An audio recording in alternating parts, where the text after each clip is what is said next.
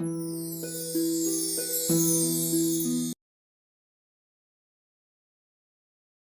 was a sunny morning at Walkerville School, and Ms. Frizzle, the quirky science teacher with wild red hair, stood before her class with an excited grin.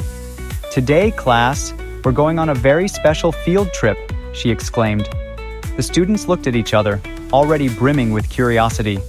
They knew that when Ms. Frizzle announced a special trip, it would be something truly extraordinary. "Come on, everyone," Ms. Frizzle called, leading her class outside. There, parked in front of the school, was the magical school bus. It wasn't just any bus. This one sparkled, hummed with energy, and seemed to glow. The students' eyes widened in amazement. "Get on, everyone," Ms. Frizzle called, her voice full of excitement. The students piled aboard the bus, and as soon as they sat down, the doors closed with a soft click. The bus rumbled to life and began to grow. In just a few seconds, it was larger than ever before.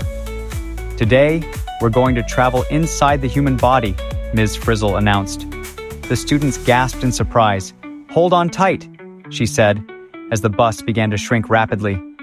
The world outside grew enormous, and everything around them seemed to tower like giants. "We're small enough to enter now," Ms. Frizzle said, steering the bus toward a giant mouth. The students looked around in awe as they passed through the teeth and into the moist, dark throat. "Welcome to the digestive system," Ms. Frizzle said cheerfully. "This is where food first enters the body." As they slid down the esophagus, the bus made its way into the stomach, where food was churned by powerful muscles. "This is where food is mixed with acids and broken down into smaller parts," Ms. Frizzle explained.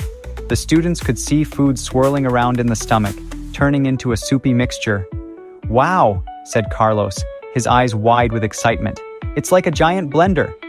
Next, the bus zoomed into the small intestine, a long, twisting tube.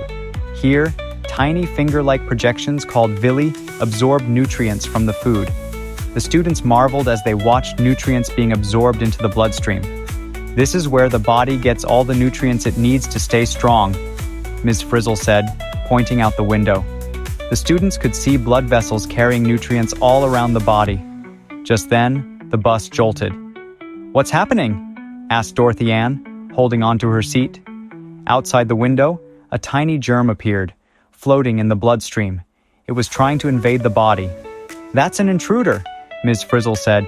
"Time for the immune system to do its job." The bus swerved quickly, and the students watched in awe as white blood cells zoomed toward the germ, surrounding it and attacking it. "The body's defense system is incredible," Phoebe exclaimed. The students cheered as the white blood cells captured the germ and neutralized it. "Phew," said Arnold. "That was a close one." With the body's defense system victorious, the bus started to grow back to its normal size. As it did, the students could see the body's organs and systems return to their regular functions. "All right, class, it's time to head back to school," Ms. Frizzle said, smiling. As the bus grew, they found themselves back at school. The students got off the bus, excited and full of new knowledge. "That was the best field trip ever," Ralphie exclaimed.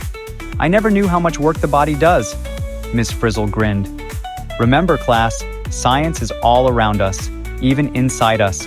There's always more to learn if you stay curious." And with that, the magical school bus zoomed off, ready for its next amazing adventure.